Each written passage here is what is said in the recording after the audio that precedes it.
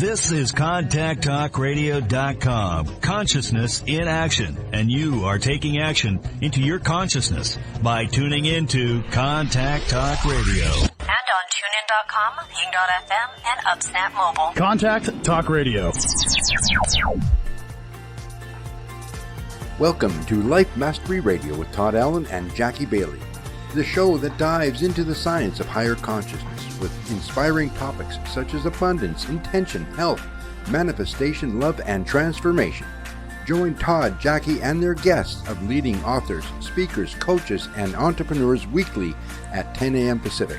Learn to live a peaceful life with intentional mastery. It's all right here with stories and messages to support your well-being and most evocative dreams. Now, here's your hosts, Todd and Jackie. Hey, you know what I'm going to say. It's another groovy day, and that's because I make it that way. When I get up in the morning, I decide it's going to be a groovy day, and as I go through the day, things might change, something might happen, but I always think back, and it's amazing. It always turns around. Welcome to Life Mastery Radio, the talk show that brings you great thoughts and ideas for you to use on your very own life mastery journey. And as always, I have my co-host with me today. Hi, Jackie Bailey. How are you? Hello. I'm good. Summer is here. It's been very warm, but nice. Last couple of days, I looked at the temperature gauge yesterday here in my area, and it was 93. Yeah, it was warm. Very warm. From very cold to very hot in a short amount of time. And now it's about 20 degrees cooler today. And overcast.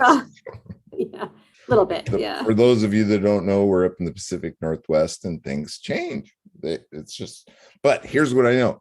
On the other side of that overcast, the sun is still brightly shining. So I can connect with it. So we always say here, right? If you don't like the weather, just wait 5 minutes and it'll be different. Yeah. How are things at the Speak Feed Lead project? You've had some kids that have been on some summits and sharing their messages. Anything new? Yeah. This past week, 7 of our students were on the Week of Kindness and Gratitude Summit, giving their unique and powerful, inspiring messages to the world. So fun to have them do that. They are growing by leaps and bounds as they feel more and more confident each time they speak out. And it's exciting to watch the change, the transformation happen, right? In their countenances, they start to glow and they stand up taller and they speak out louder. And it's an amazing opportunity to watch our youth go from the quiet, shy to the idea that, hey, I have something that I can actually say about that. I have a voice. Delivering it. Yeah. And that it's worthy to be heard, right? Yeah. And that's the important part. And that people want to hear it and be inspired by it. That's the cool part. And you're getting them on summits that are worldwide. And so remind us, what is the age range?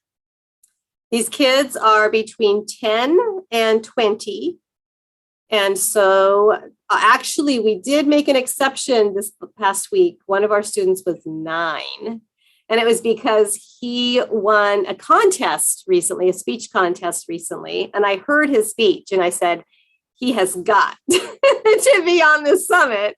And so I asked the organizers, would it be okay if we bend the rules just a little bit and have a 9-year-old on there? And we did. And he's just fabulous. He's got such stage presence for being this tiny guy. It's really cute. I had the pleasure of being a judge in one of the speech contests he was in, and I was amazed. It's you watch these kids, Jackie, and you just think I'm watching the future president of the United States. And they're so empowering. They have articulate ideas and they're sharing their hearts and how they view the world, and how can anybody not crawl into those ideas and process them the way they are presenting them. It is truly amazing.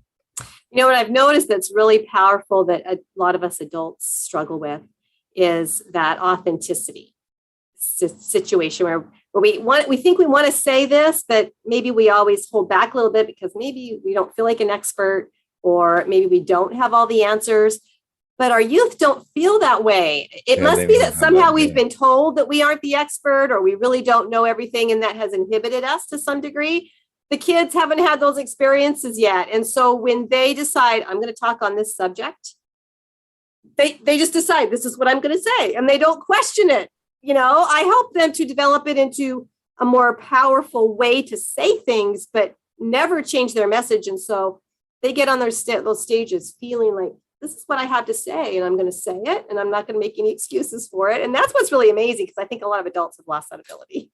Well, and I think our guest today is an expert. Well, she can speak to that, because I think she would call those labels. And so the youth haven't really acquired those labels yet that adults acquire. And then we live from those labels, right? We're going to talk about that on the show today. Right, absolutely.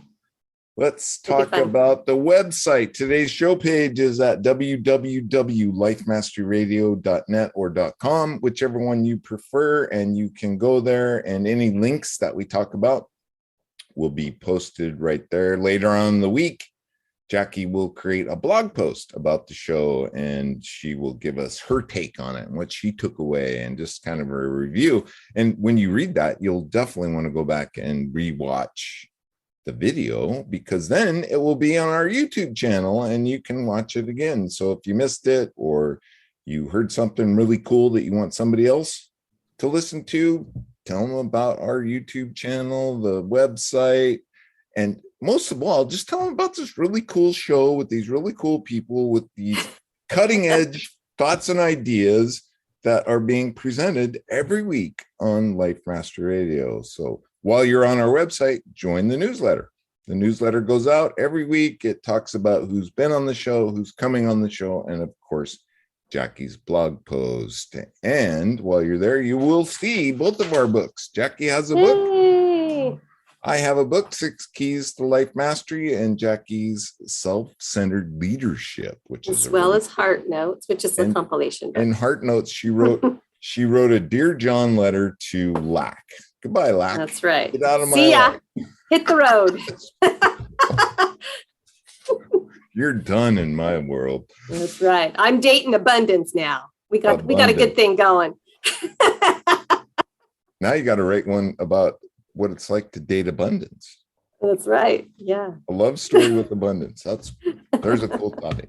Okay, you ready for the show? I think our guest is waiting patiently. She has a big smile on her face. Our guest today is Betsy Cerulo. Did I say that right? Pretty close. Cerulo. Betsy learned how to shake off the slights, disappointments, and roadblocks in building a successful business. Not just the issues related to discrimination, but with all of the gumption, wisdom, and courage it takes to create a thriving enterprise with quality, happy, engaged staff, and curation of clients that are an asset to the business. That's an interesting way to put it. The clients are an asset to the business. Of course they are. She's discerned a style of shake it off leadership that will empower any leader with the skills, wisdom, and strength to successfully create or grow a business while ensuring balance and personal fulfillment. And she also wrote a book called Shake It Off. And maybe we could cue her to hold it up. There it is. Go. Shake It Off Leadership. Nice. It's bleeping in and out, but that's okay. You can find it on Amazon, and it's also a Kindle. Hi, Betsy. Welcome to the show, my friend. Hi, Todd. Hi, Jackie. Thank you so much for having me today. I'm excited. So we are as well.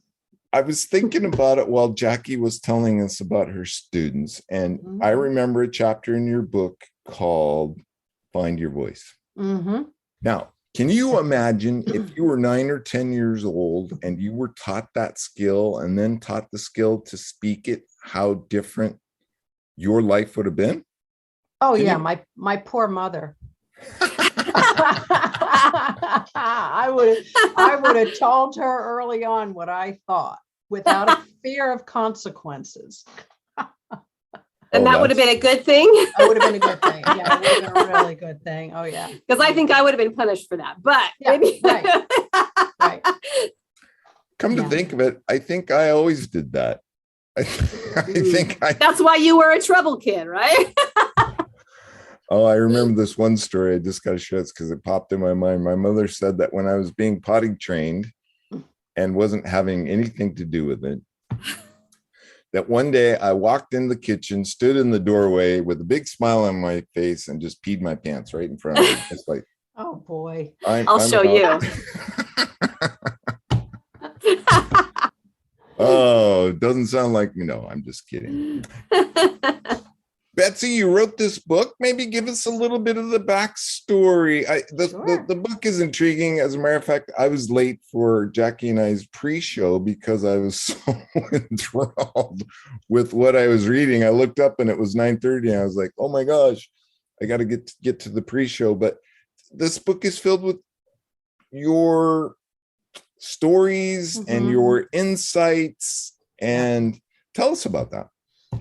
I just wanted to put in writing and to be able to share with the up and coming generations and or women or people of underserved communities that are at a point in their lives who are older and want to make some kind of important change. You know, like how sometimes you just need someone to just push it over that edge and say it's okay.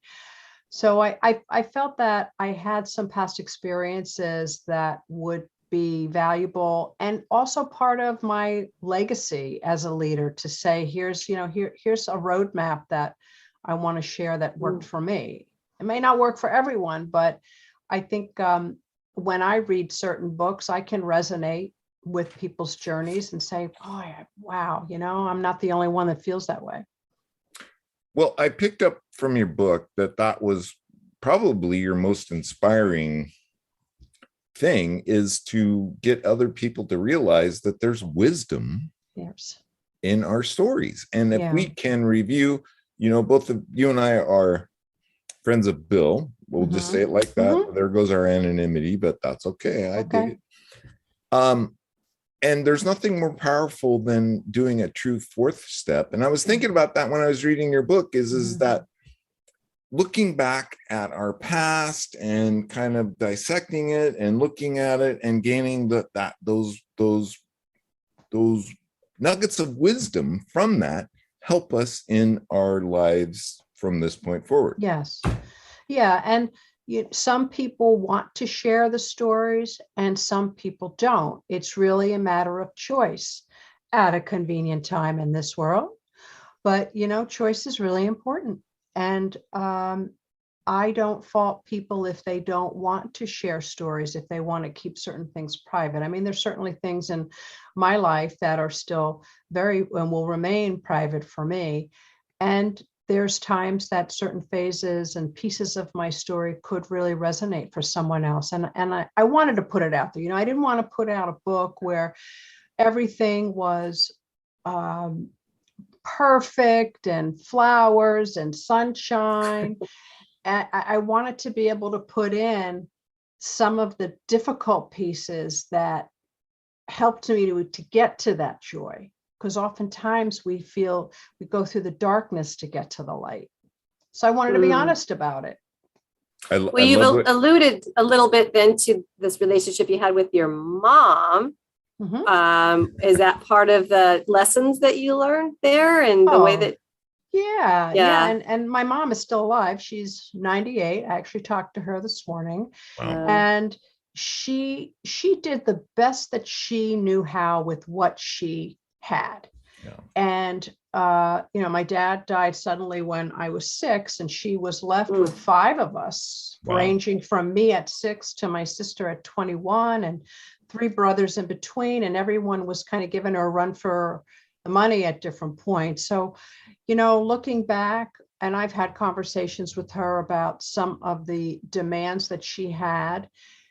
And she was pretty upfront. I was pretty traditional and I felt comfortable in those traditions. And, but she has certainly come full circle. And I'm grateful for that is this stage in her life. She's just an opening for acceptance. Now, of course, she does have dementia.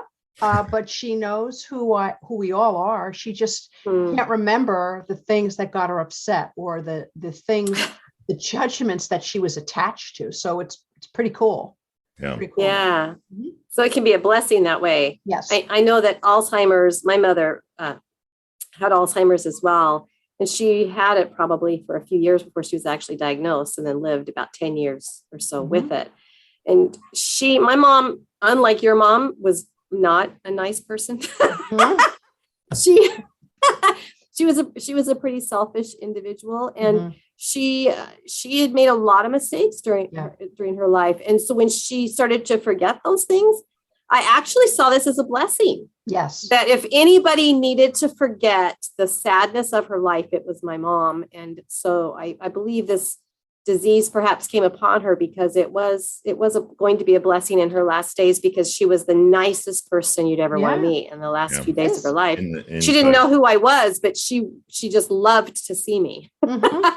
And that was far different from the person that she actually was in her youth. So there are some blessings that come with those little tragedies of disease and illnesses. Yes. But wish the best for your mom, of course, and for you. Thank you. And it also allowed me the space for more forgiveness.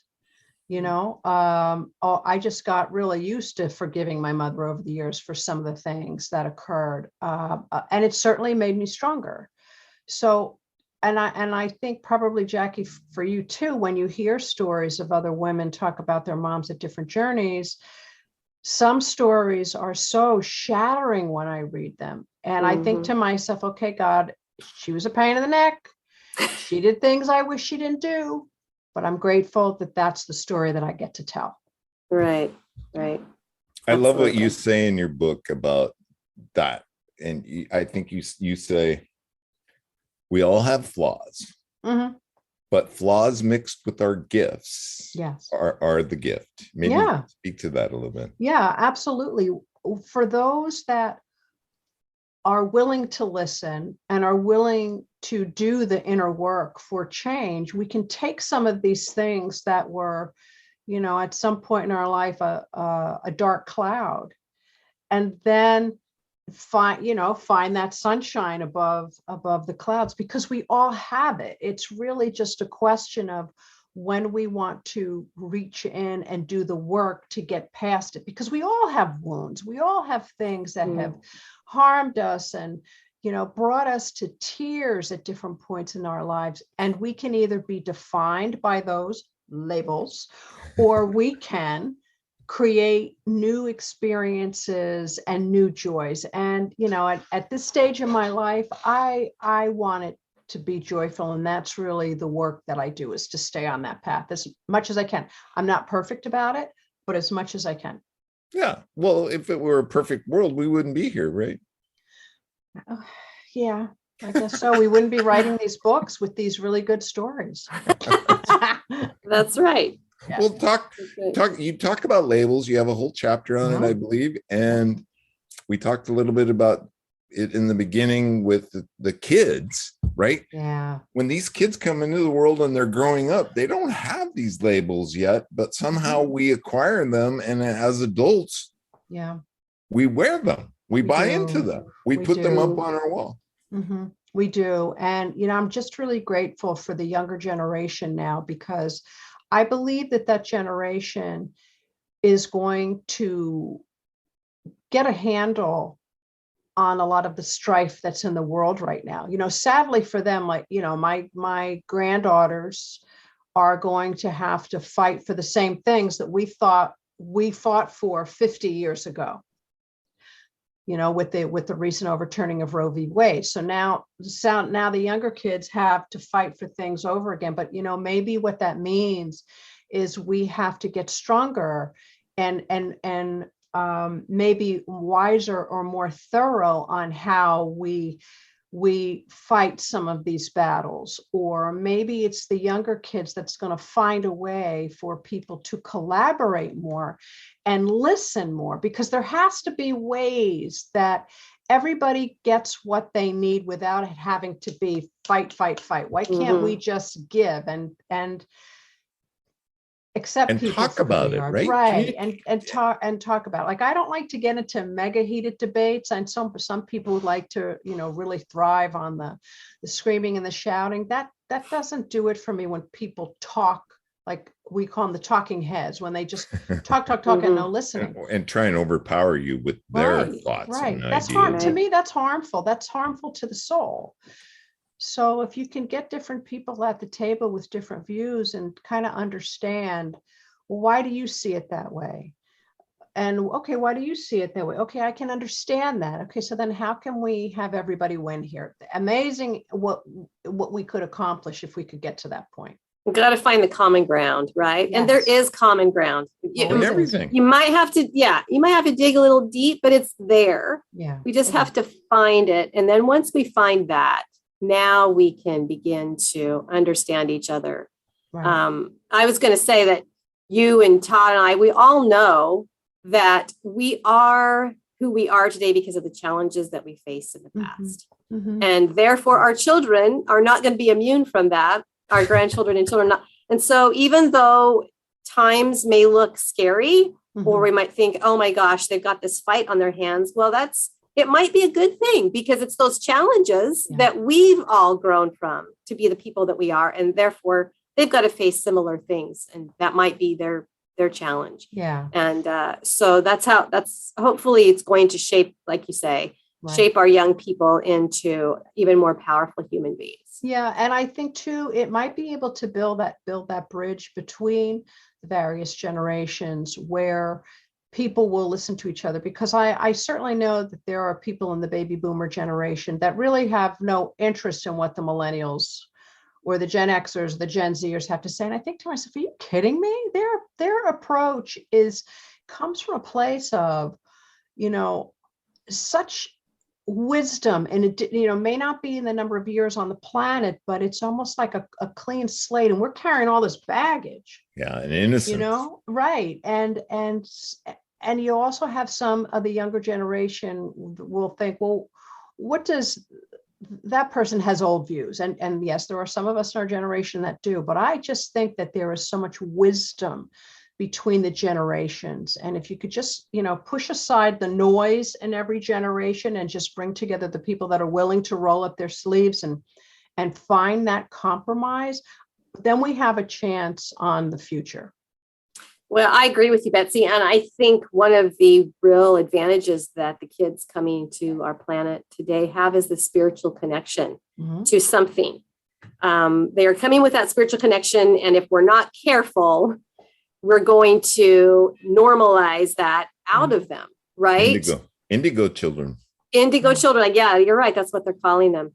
And so that's the value they have to give us, is we've, in a lot of ways, lost this connection. We've learned to be strong and stand up for ourselves and not necessarily feel the gratitude for all the people that helped us get there and for the spiritual source that has done that. But these kids know it. They feel it. They're coming empathically into this world, and we've got to rely on them for that talent that they're coming in with, that we maybe have lost, helping us get back in touch with it. So. Yeah, absolutely. And we have an obligation to teach the younger generations and to really bring up, and I'm going to say the women, because I am a woman and I know what it's like to have been discriminated in business heavily. We have an obligation to really give the younger women the tools to emerge in a really stronger place, so they can eventually have equity. I look at the Lilly Ledbetter Act. Well, we haven't done too well with that. So, we still don't have equal pay the way it should be. So there's a lot more work that needs to be done. I'll even look at the recent Supreme Court decisions. There's just so much more work that needs to be done that shouldn't rely on a group of individuals to make those decisions. So we have to get more present with coming to the table and saying, here's what we need to do. And I think think we have to teach the younger generations, don't get complacent, because that's why we're in some of the trouble that we are now. You know, Speak people your that say, voice. yeah, some people that say, well, why bother vote? No one, it's not going to matter. Yeah, it does. This does. Yeah, and I think that's what that taught us this week, right? Is now it's going back to the hands of the people.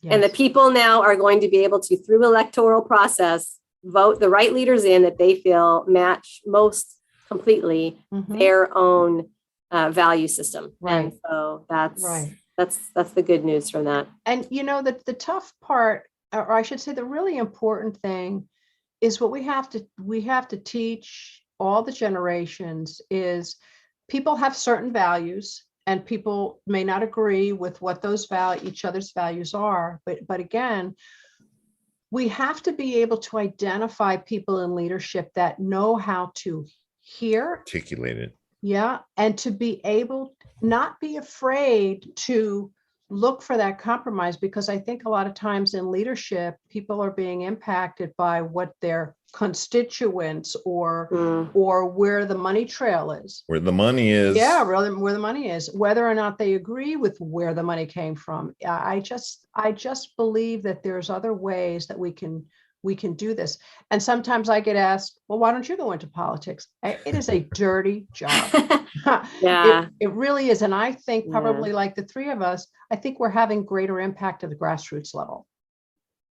Well, you know, influence is my favorite word when it comes to leadership, because I feel like if you had to boil leadership down to one word, it would be influence, because everything we do, everything we say influences another human being. But it doesn't always have to. I mean, we want to have good influence when we put it out there in the world, but there is also influential sources, as you say, in politics and leadership that aren't so great. No. And so we have to be careful to be positive influencers ourselves, but we also have to be careful about who's influencing us. Yes. Right? So that we aren't making decisions that go against who we are. Yeah. I think that's the hardest part in leadership, don't you? Is to really remain true to ourselves, try to make everybody else happy, especially if you have employees. You've got to make sure that they've got everything they need to be as successful, because that's going to make you more successful. And sometimes you get labels, right? Yes. You're doing your best. Yes. And you're going through what you believe is the right thing to do, but you're getting labeled. People have told me that I'm so intimidating. And I think, what? How can I be intimidating? Because you're speaking your mind. Maybe so.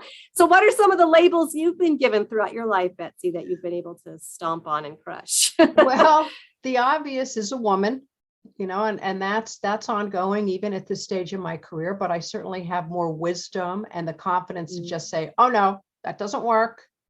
You know, shush that noise over there and push other people to the front of the line. Being LGBT has certainly been an interesting label throughout my career, a label that had to be kept quiet. And really, it's been over the past 10 years that I've pushed my company fully out into the world as an LGBT certified and owned company. And it's only done great things for us.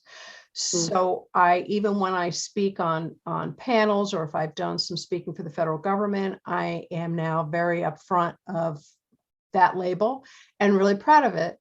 So I have had periodically, if I've been on, of course, I haven't really been on the in-person panels in a while, but when I've been on the in-person panels, and I've had some colleagues in the audience who are also LGBT, and when I bring that up, there'll be like some kind of gasp in the audience, and they'll be sitting close to that person, and they'll just like hit them and say, you know, cut it out. Yeah. So, you know, I think, you know, that's a label I'm so proud of. I'm proud to be a woman, and I could go down. We all have the labels, you know. I'm Caucasian. I'm at a point in life where utilizing that label to influence and to be an interruption for the discrimination that's going on out in the world is so important. So important. Just like with certain rights for women, we need our male counterparts to be strong allies for us. So that's where you work together. Right. So do you think things have gotten easier? I mean, in the LGBT community, then have those labels maybe don't mean the same as they did 20 years ago, 25 years ago, 30 years ago? In Do some you feel like aspects, we're making progress? yes, I do. And then all of a sudden I'll feel like we're being called out again. Obviously, sadly, that was brought up for same-sex marriage rights with the overturning of Roe v. Wade. I mean, people don't realize some of the comments that they make that are really harmful. There are so many wonderful people out there in the LGBTQ community that all we want to do is be with who we love, and we build our families around that love. So why should that be in question when really the foundation of that is love? I mean, it seems pretty obvious to me, but some people want to hold on to their hate and their fear. Yeah. So that's a lot of it, right? Yeah. And hold back that compassion and empathy, yes. right? Yes. And an understanding of the differences. That's what we Yes. should be celebrating, is the differences, not the you're not like me, so I don't like you. Right, correct. And I think a lot of times for people, it's this fear of not understanding. So you would rather just stay over on the side where you feel comfortable. Now we all like comfort, but our community still has more to do. You know, we definitely have more work to do. We have to continuously protect our rights. And also within our community, we need to make sure that there's a fair distribution of opportunity, because just like outside of the LGBTQ community, you still have the discrepancies or the inequities between the men and women, and that has to stop. That has to stop across the board in every diverse group. So I'm obviously pretty vocal about that. Well, you know, that's how we bring it into the conscious awareness of all. If not, if it's back in the back corner or in the closet, then a lot of people don't get those viewpoints and then have the ability to process it themselves to see. It's just my take on it anyway. Yeah. And I can tell you that there are people in the LGBTQ community that are in federal government or the corporate space that have also kind of gone back into the closet, where they may not have all the same pictures out, or they may be a little quieter. Because here's the truth. My company is a government contractor. With the change of any administration, if you have a Republican in the White House, all the TVs, the flat screen TVs in every federal agency has Fox News. When you have a Democratic president, they all have CNN or whatever Democratic I news. Never thought about that. It is, because when I would go visit my customers and I'd be like, how about we not have anything up on the TV? You know, it's like, come on. But people are afraid, and it should not be that way. Well, so what do you suggest then? Because we have, as human beings, we have this innate desire to belong to a group. That we all feel that we need a connection to a community, right?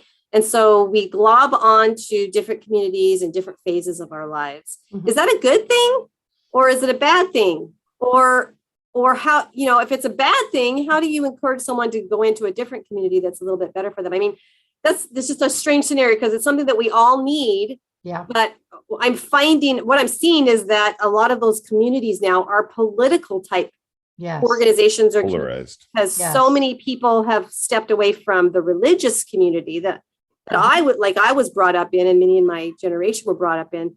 So when we lose one community, we try to find another one. So what do you think about that? Is it good or bad? And how does that influence leadership?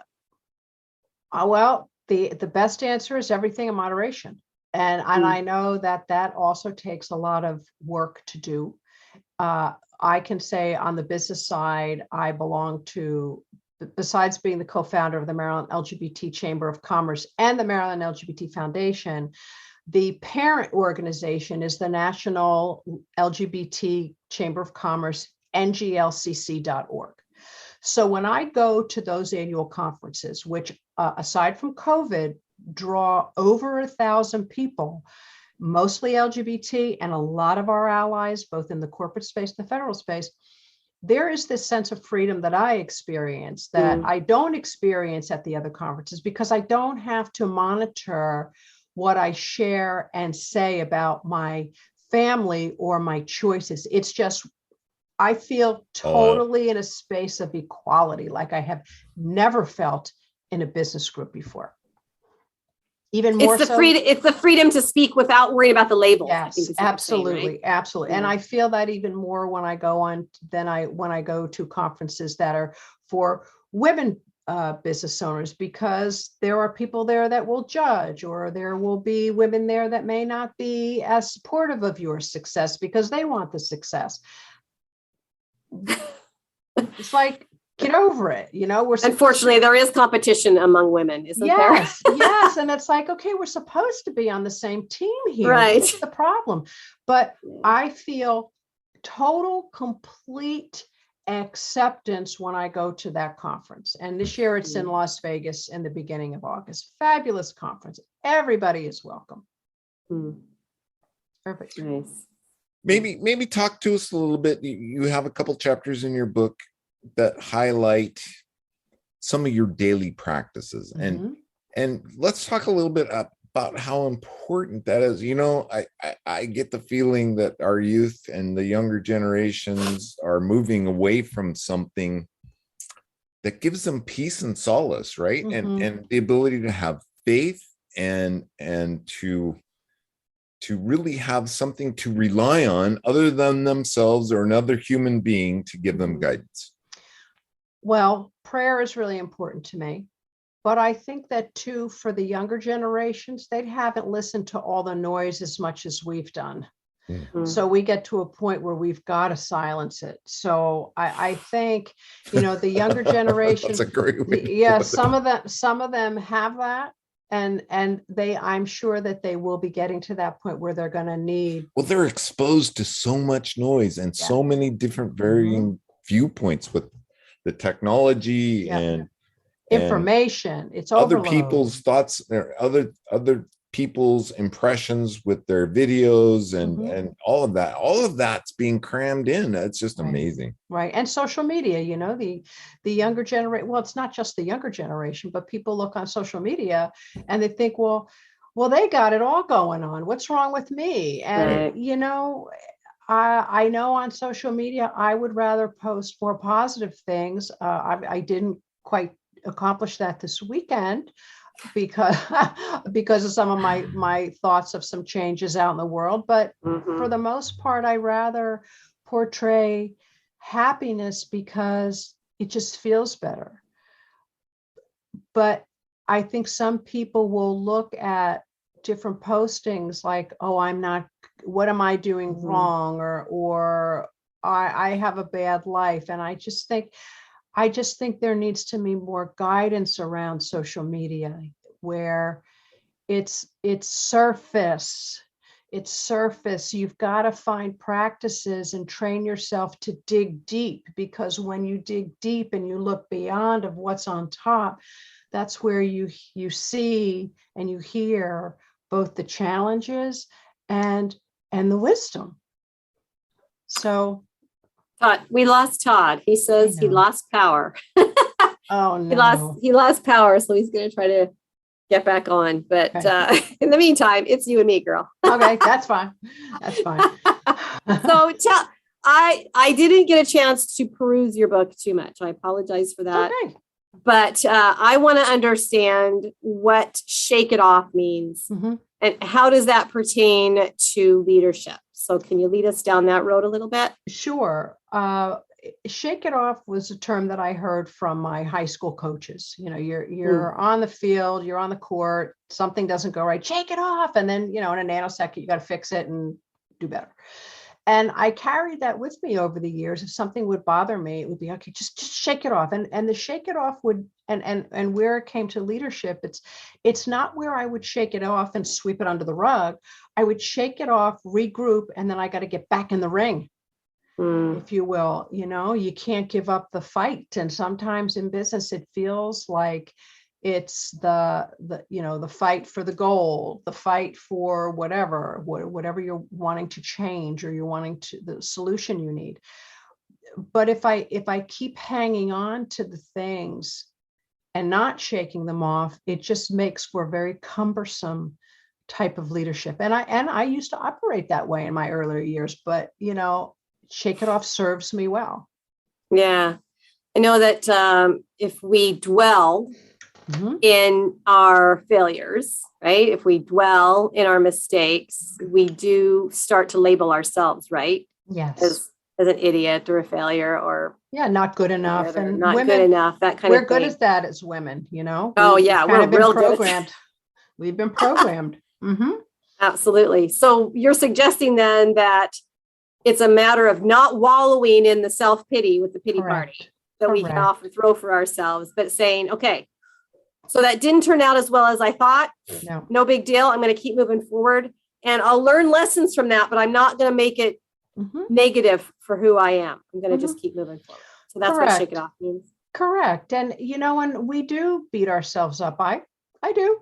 I do it less now, or I'll, you know, like, oh, okay, done. Let's move on. So it's not that I'm just kind of moving along with, oh, it's all going to be fine. Sometimes it just ain't going to be fine. Yeah.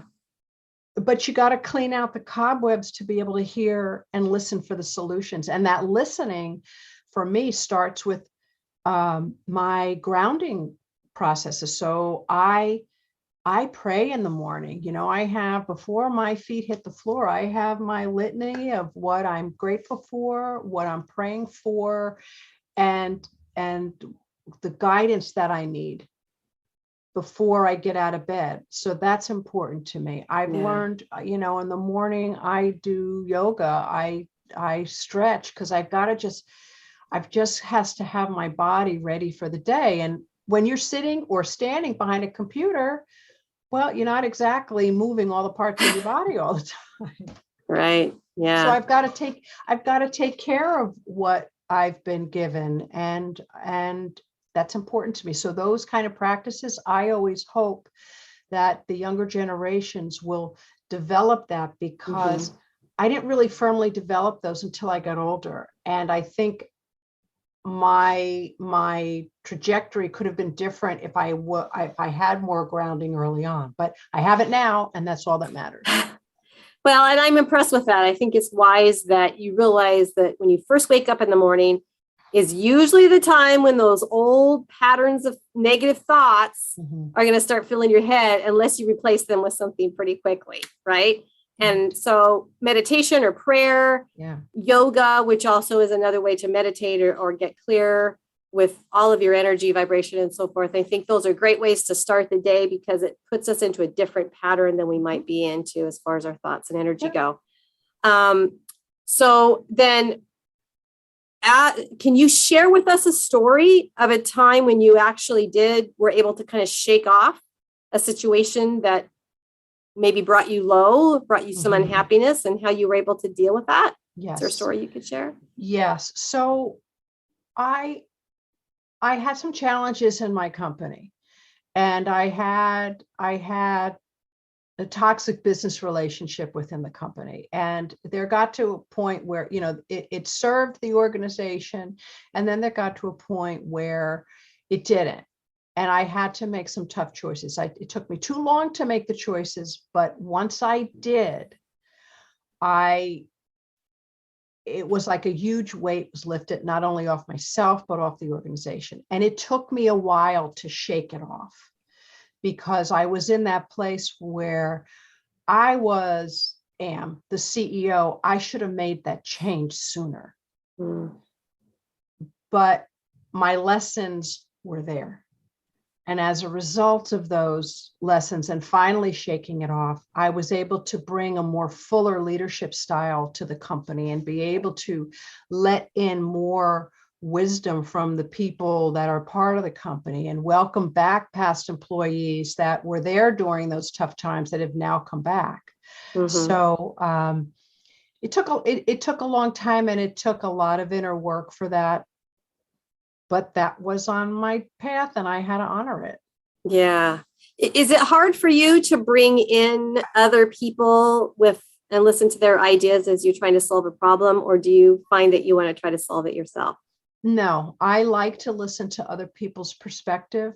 I have people in the company from different generations. So it's amazing that we all honor our different ages. Nice.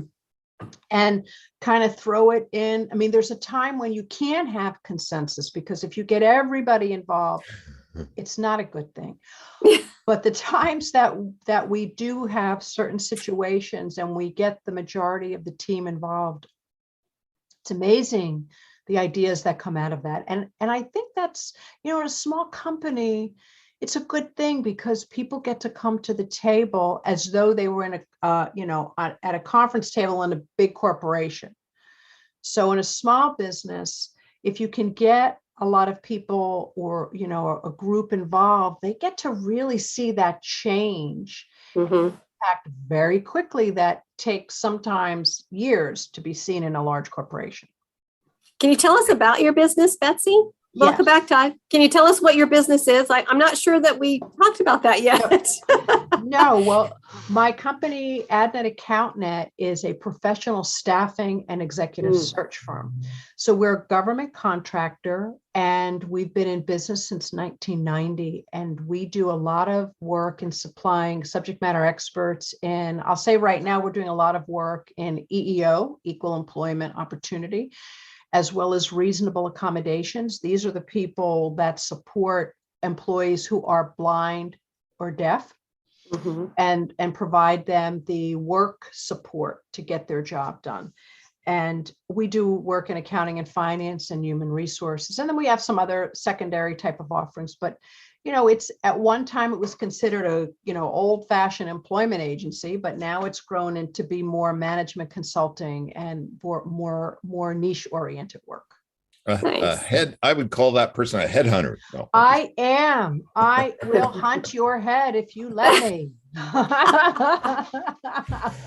So that brings a curious question. In today's world, are you noticing, is there more people than jobs, or is there more jobs than people? There seem to be more jobs than people. I know we're hearing a lot about the Great Resignation, but that Great Resignation is not happening in every industry. Right. So it's always been a challenge to find really good people, because if it wasn't, companies like mine would not be needed. Yeah. So, well, I think anymore, though, a lot of corporations and businesses rely on companies like yours rather than doing the hunting themselves, right? Yes, correct. Here's my requirements. Find me somebody. I would rather give you the money for that effort than I would pay somebody in my own organization and then not end up with the cream of the crop. Right. And sometimes those efforts, they have to be done together because of whatever the urgency is for the hiring and the growth of that corporation. So, corporations come to us. We do a great deal of business in the federal government. So, I'm excited about the work that we do in the federal space, because I feel like the nature of a lot of the contracts that we pursue have a very meaningful aspect to them.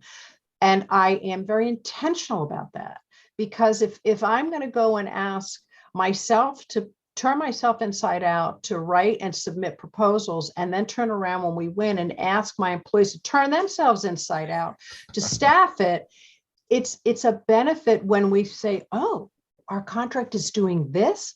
Gee, well, that feels good to be able to tell people and have them attracted to come work for us. Right. Or be on your list anyway. Yes. Yeah. Very cool. And is this nationwide, or is this just in? It is nationwide. Yes. Okay. We started to do more work nationwide, and then COVID just forced us. And it was really, it was one of those positive silver linings that came from a terrible time. Yeah. Absolutely. Seen lots of those. Yeah. Yep. Oh my goodness, ladies, we just have about 10 minutes left. And there was one part of your book, Betsy, that I thought was really cool. And I think it is a really cool thought. And we'll see if we can inspire others. But you said you talked about the 50s and how enlightening those were for you. I know for me, I couldn't wait to turn 50. And when I turned 50, it was like the whole world was opening up, and I was really excited. I even went out and bought a Harley Davidson on my 50th birthday. Wow. I would love that. And I'll probably end up just, having a Vespa someday. No Harley, maybe a Vespa.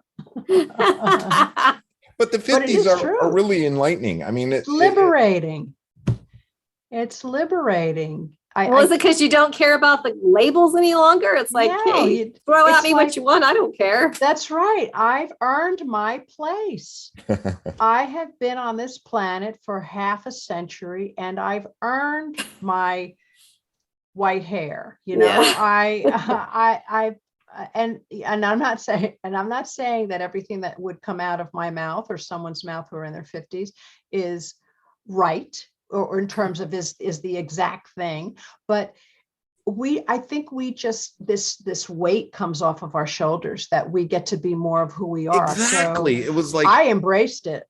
yeah, I thought it was cool. And yet I have friends, and it was a depressing thing for them to turn 50. And it was like, oh my gosh, well, I haven't done all these things. Well, this is my second wind. Well, yeah. Now I think you and I are pretty close to the same age. And so we're on our second wind.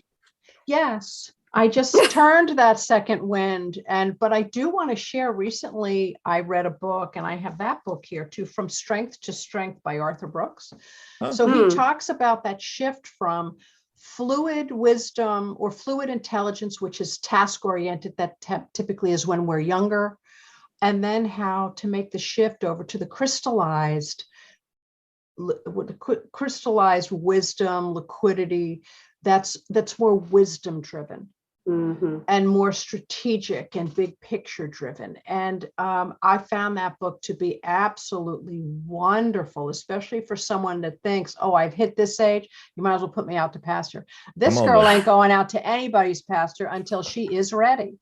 You and I are cut from the same rug, because you talk about, I think I heard some podcasts that you did where it was like, I am not even close to retiring. I don't know what it would be. I can't even imagine, Betsy, what it would be like to be retired. There's stuff to do. There's more books to write. There's more things to help change, and there's more people to teach. So I'm with you on that one. Yeah. Nice. Oh my well, goodness. how can people find you, Betsy? If they want to learn more about your business or to find your book, where would they look? Twofold. For Shake It Off Leadership, if you go to betsycerulo.com, that will talk more about the book. And it also has a free download for a workbook. Your workbook. Yeah, we didn't even talk about that. You might want to check that out, because there's some really valuable exercises that you can do. As far as AdNet, if you go to adnetp3.com, that talks more about our company and what we do. So you can reach me quick. You know what? People can find me on either website. So I'm there. I'm here. Awesome. Awesome. The links will be in Jackie's newsletter, and they are on today's show page at www.lifemasteryradio.net. Go check it out. Sign up for the newsletter.